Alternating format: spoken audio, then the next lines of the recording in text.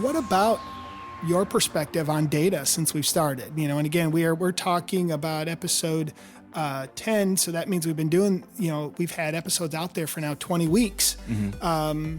Has your perspective on data changed over that time? Absolutely. Yeah. And it's not just because of the podcast either.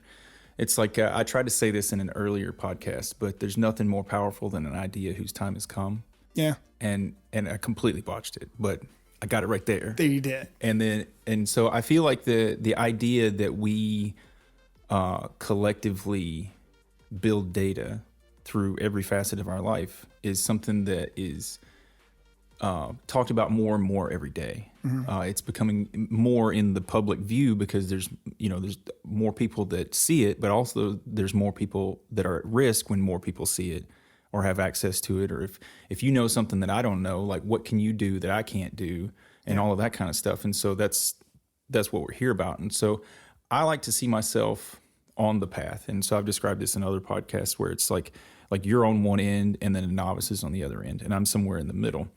I was at it's like a run walk. You're not always going as fast as you can and learning and stuff. And so I definitely transitioned to a run phase because it feels like every which way I turn, data is the topic. Yeah. And it's not just this, it's everywhere. But just in talking to you consistently for 10 episodes, it's like I've been enlightened to a lot of the new stuff. Like there's been terms I've never heard before, and my knowledge about data is Swiss cheese, and that there's a lot of holes.